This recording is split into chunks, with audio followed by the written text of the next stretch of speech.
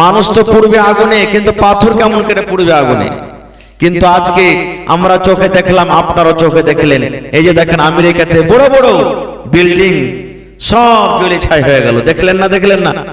যদি পৃথিবীর একমাত্র এক প্রকার আগুন আল্লাহ তাবারাক ওয়া তাআলা এই যে দুনিয়াতে যে আগুনটা আমাদেরকে দিয়েছেন, এরকম ৭৭ ভাগ আগুন আল্লাহ তাবারাক ওয়া তাআলা তৈরি করেছেন, আর ৭৭ ভাগ করে ৬৯ ভাগ জাহান্নামের ভিতরে আছে, আর একটা ভাগ আগুন আল্লাহ তাবারাক ওয়া তাআলা দুনিয়াতে দিয়েছেন। এক ভাগ আগুনেতে যদি পাথর আর ইট যদি পুড়ে কয়লা হয়ে যায়, তাহলে ৬৯ ভাগ আগুন জাহান্নামে আছে। সেই জাহান্নামটা কেমন হইতে পারে একটু ভাবা চিন্তা করছেন? আল্লাহ বলছেন, বান্দারে, সেই জাহান্নামের আগুন থেকে তুমি এবং তোমার পরিবারকে বাঁচিয়ে নাও। জান্নাত খুব আরামের জায়গা ভাই, খুবই আরামের জায়গা। জান্নাতের ভিতরে কোনোদিন কোনো প্রকারের কষ্ট হবে না। খুব মরণে কথা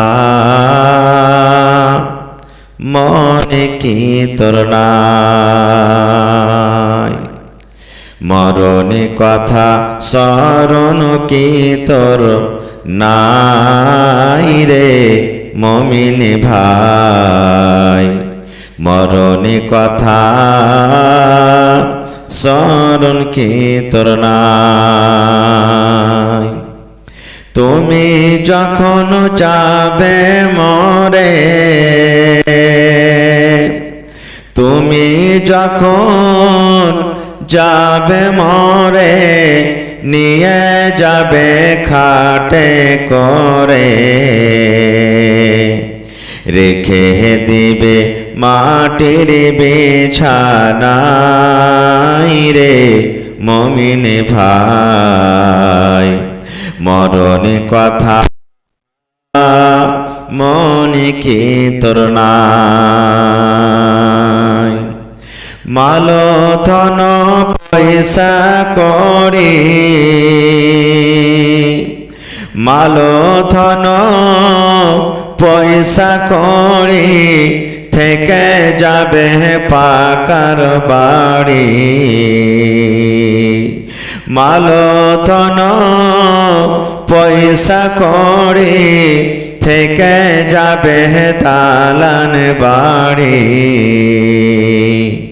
কিছুই তোমার কাজে আসবে না রে মুমিন ভাই, মরণে কথা মনে কি তোর নাই। নারে তাকবীর। আজকে জলসার যোগ্যতময় শ্রদ্ধেয় সভাপতি সাহেব, উপস্থিত উলামায়ে কেরাম, সামনে বসে থাকা ইসলাম দরদি, তিন দরদি ভাই ও বাবাজিরা, পর্দানাসীন মায়েরা, খালারা, সমস্ত তারিফ ও গুণগান সেই মহান আল্লাহ তাবারাক ওয়া তাআলার জন্য, যে মহান আল্লাহ তাবারাক ওয়া তাআলা আজকে এত কনকনে ঠার থাকা সত্ত্বেও নরম গরম বিছানাকে ত্যাগ করে এই জালসার পিন্ডালের তলাতে বসে কিছু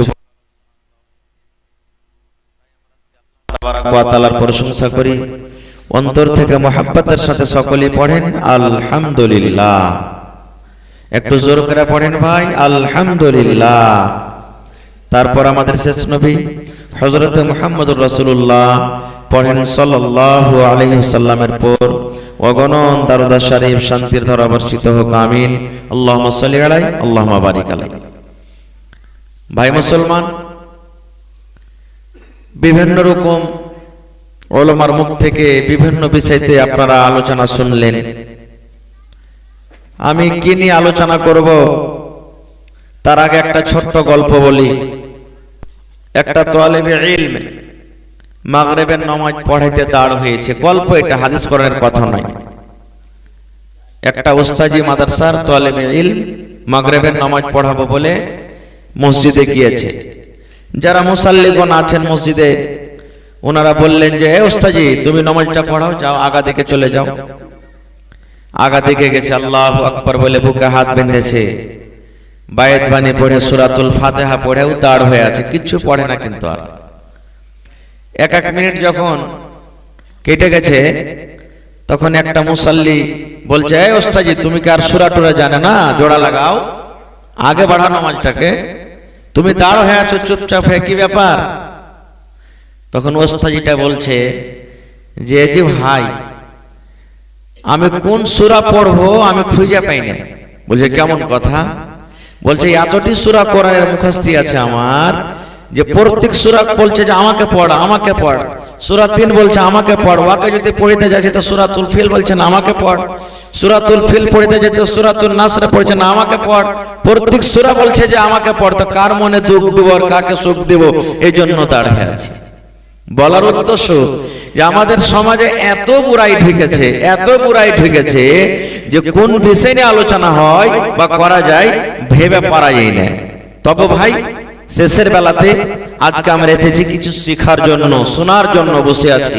আজকে যদি আমরা যতগুলি উলামায়ে কেরাম আজকে বক্তব্য দিলাম বা দিচ্ছি, একটা কোনো মাওলানার মুখ থেকে যে হাদিস এবং কোরআন থেকে যদি আপনি আমল করেন, বেঁধে নিয়ে যান, ইনশাআল্লাহ আপনার আশা বসা আল্লাহ তাবারাক ওয়া তাআলার দরবারে কবুল হয়ে যাবে, জালসা কামে হয়ে যাবে ইনশাআল্লাহ তাআলা। ভাই আমার, আজকে আমি আপনাদের সামনে এই শর্ট টাইমে আলোচনা করব, কিছু কথা রাখবো যে জান্নাত কার জন্য। নামাজ, রোজা, হজ, যাকাত সমস্ত জিনিস করতে গেলে তো আল্লাহ জান্নাত দিবে। এছাড়া দুনিয়াতে কিছু এমন কাজ আছে যে কাজ করতে গেলে আল্লাহ তাবারাক ওয়া তাআলা রাজি হবেন, আর আল্লাহ তাবারাক ওয়া তাআলা যে বান্দার প্রতি রাজি হবেন, আল্লাহ তাবারাক ওয়া তাআলা তাকে কি জাহান্নামে দিবেন না জান্নাতে দিবেন? জোরে বলেন, জান্নাতের ভিতরে দিবেন। তা আমরা এত কষ্ট করে বসে আছি এখানে জান্নাতের জন্য না জাহান্নামের জন্য? একটু কথা বলেন আপনারা। জি, জান্নাতের জন্য। এত দান করছি, মসজিদ করছি, মাদ্রাসা করছি, নামাজ পড়ছি, রোজা রাখছি, কত কি করছি, আল্লাহ যেন আমাদের প্রতি রাজি হয়ে যান, নাকি? এটাই না উদ্দেশ্য। ভাই ভাই মুসলমান, মানুষ যদি সারা জীবনটা আল্লাহ তাবারাক ওয়া তাআলার ইবাদত বান্দেগি করে করে করে জীবন কাটিয়ে দেয়, আর যদি মানুষ বলে যে না আমি ইবাদত বান্দেগি করে এসেছি, আল্লাহ তুমি আমাকে জান্নাত দাও, মানুষ ইবাদতের বলে জীবনে কোনোদিন জান্নাত যেতে পারবে না, আল্লাহর যতক্ষণ দয়া না হবে, আল্লাহ রাব্বুল আলামিনের যতক্ষণ দয়া না হবে। আমি হজ করলাম, আপনি হজ করলেন, কোরআন তেলাওয়াত করলাম, নামাজ পড়লাম, সারা জীবন সবকিছু করলাম, এবার আমার আপনার এই কথাটা বলার অধিকার নেই যে আল্লাহ ইবাদত বান্দেগি করে এসেছি, আল্লাহ তুমি জান্নাত দাও। যদি আল্লাহ দয়া না করে তাহলে ক্ষমতা নেই। আল্লাহ ইচ্ছা করতে গেলে জাহান্নাম দিতে পারবেন, কিন্তু আল্লাহ তাবারাক ওয়া তাআলা অত বড় জালিম নয় যে ইবাদত বান্দেগি করার পরও কোনো মানুষকে আল্লাহ জাহান্নামের ভিতরে দিয়ে দিবেন। আল্লাহ হলেন খুব দয়াবান, খুব বড় দয়ালু। ভাই আমার, তবে জান্নাত কি জিনিস এই জিনিসটা আমাদেরকে জানতে হবে। কিয়ামতের দিন মানুষের স্থান দুটো হবে, জায়গা দুটো হবে, একটা হবে জান্নাত, একটা হবে জাহান্নাম। আর জাহান্নামটা কি জিনিস জানেন? আমার ওলামারা বসে আছেন, স্টেজে জিজ্ঞাসা করবেন। আল্লাহ তাআলা কোরআনে বলছেন, বিভিন্ন জায়গাতে আল্লাহ বলেছেন ওয়া বিসাল মাসির, জাহান্নাম হলো খুব ভয়াবহ জায়গা, খারাপ জায়গা। আল্লাহ তাআলা কোরআনের অন্য জায়গাতে বলেছেন কি, ইয়া আইয়ুহাল্লাযীনা আমানু কু আনফুসাকুম ওয়া আহলিকুম নারা, হে আমার ঈমানদার বান্দা বান্দীরা, তুমি এবং তোমার পরিবারকে জাহান্নামের আগুন থেকে বাঁচাও। কেন? ওয়াকুদুহান নাস ওয়াল হিজারা, জাহান্নামের লোকরি ইন্ধন হবে কি? মানুষ এবং পাথর। যখন এই আয়াতগুলো পড়ি আমরা, তখন ভাবা চিন্তা করছিলাম যে হায় আল্লাহ, মানুষ তো পুড়বে আগুনে, কিন্তু পাথর কেমন করে পুড়বে আগুনে? কিন্তু আজকে আমরা চোখে দেখলাম, আপনারা চোখে দেখলেন, এই যে দেখেন আমেরিকাতে বড় বড় বিল্ডিং সব জ্বলে ছাই হয়ে গেল, দেখলেন না? দেখলেন না? তো যদি পৃথিবীর একমাত্র এক প্রকার আগুন আল্লাহ তাবারাক ওয়া তাআলা এই যে দুনিয়াতে যে আগুনটা আমাদেরকে দিয়েছেন, এরকম ৭৭ ভাগ আগুন আল্লাহ তাবারাক ওয়া তাআলা তৈরি করেছেন, আর ৭৭ ভাগ করে ৬৯ ভাগ জাহান্নামের ভিতরে আছে, আর একটা ভাগ আগুন আল্লাহ তাবারাক ওয়া তাআলা দুনিয়াতে দিয়েছেন। এক ভাগ আগুনেতে যদি পাথর আর ইট যদি পুড়ে কয়লা হয়ে যায়, তাহলে ৬৯ ভাগ আগুন জাহান্নামে আছে। সেই জাহান্নামটা কেমন হইতে পারে একটু ভাবা চিন্তা করছেন? আল্লাহ বলছেন, বান্দারে, সেই জাহান্নামের আগুন থেকে তুমি এবং তোমার পরিবারকে বাঁচিয়ে নাও। জান্নাত খুব আরামের জায়গা ভাই, খুবই আরামের জায়গা।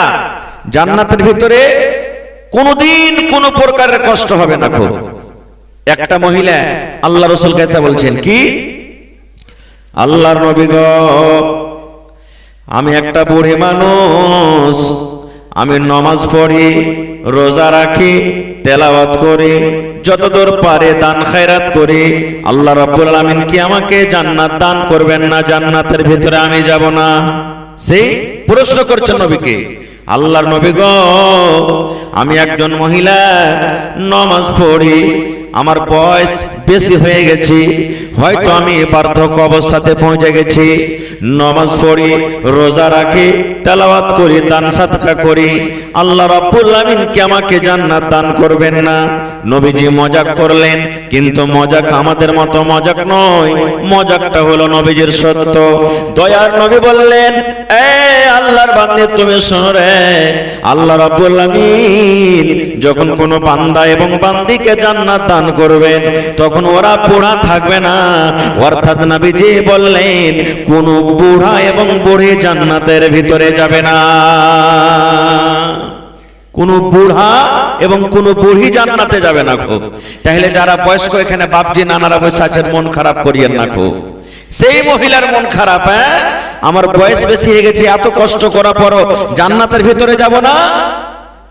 যখন দেখলেন নবীজি তার মনটা খারাপ, দয়ার নবী বললেন, রে আল্লাহর বান্দি, মন খানা তুমি খারাপ করিও না রে।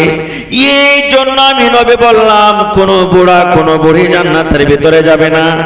এই জন্য বললাম, এখন তোমার বয়স 40 বছর, এখন তোমার বয়স 80 বছর, এখন তোমার বয়স 70 বছর, এখন তোমার বয়স 100 বছর, আল্লাহ রাব্বুল আলামিন যখন তোমাকে জান্নাত দান করবেন, তখন তোমার বয়স কিন্তু আর 70 হবে না, তোমার বয়স তখন বুড়া হবে না, তোমার বয়স তখন বুড়ি হবে না, তুমি 100 বছরকার বুড়া হবে না, তুমি 80 বছরকার বুড়ি হবে না।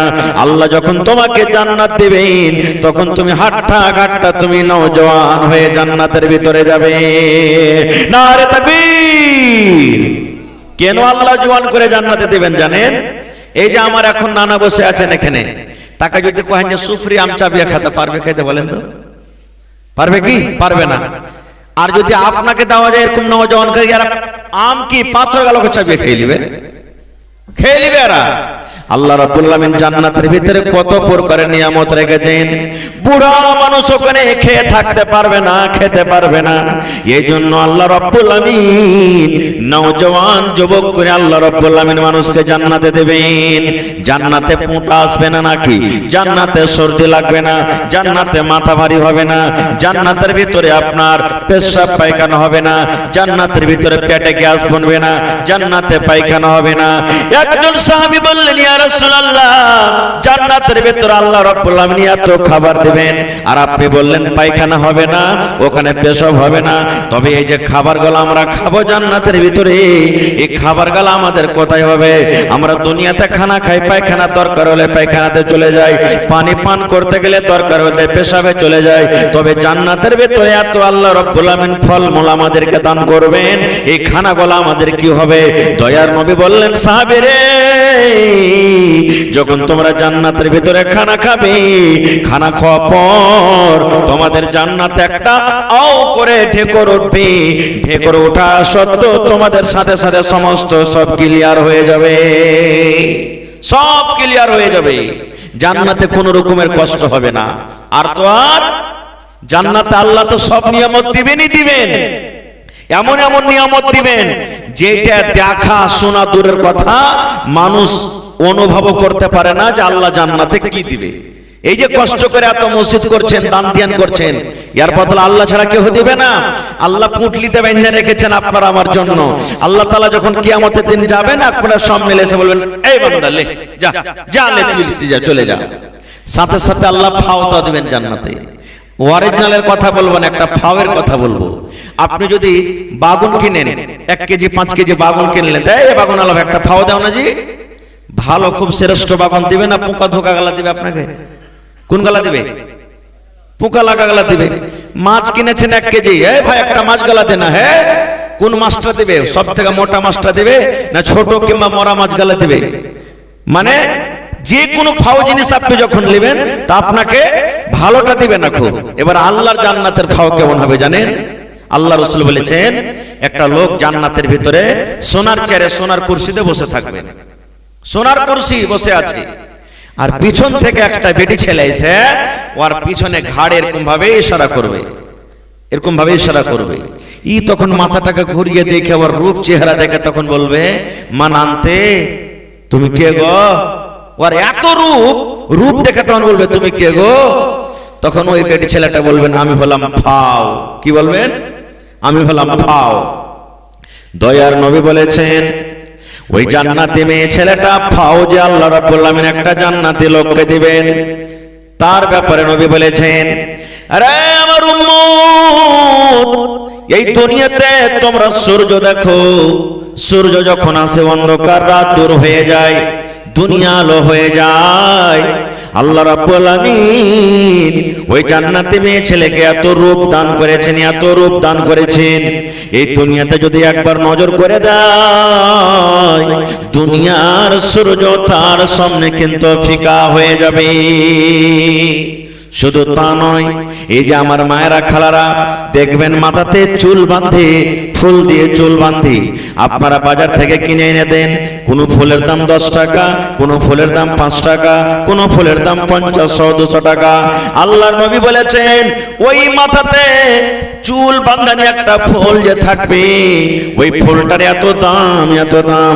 দয়ার নবী বলেছেন, এই দুনিয়ার উপরে যত সোনা চাঁদি হীরা মতি জওহর রয়েছে, সমস্ত জিনিসকে যদি বিক্রি করে তুমি যদি বলো ওই জান্নাতে মেয়ে ছেলের ওই মাথার ফুলটাকে কিনবো, নবী বলেছেন সমস্ত জিনিস বিক্রি হয়ে যাবে, কিন্তু ওই জান্নাতে মেয়ে ছেলের ফুল তোমার খরিদ করার ক্ষমতা হবে না। এরকম আল্লাহ তাআলা দান করবেন। তবে বলার উদ্দেশ্য, যদি জান্নাতে ফাওটা যদি এরকম হয়, তাহলে অরিজিনালটা কেমন হবে? অরিজিনালটা কেমন হবে? তো বলবেন, হাজী মাওলানা, সেই জান্নাত পাওয়ার জন্য কি করতে হবে? মেলায় দুনিয়াতে কাজ আছে, একটু ভালোভাবে আপনাকে আমি খুব সুন্দর দোয়া দিয়ে যাব, কিছু আমল দিয়ে যাব, যদি আপনি নেকি মনে করে করেন, তা আল্লাহ তাবারাক ওয়া তাআলা ইনশাআল্লাহ আপনাকে জান্নাত দান করবেন।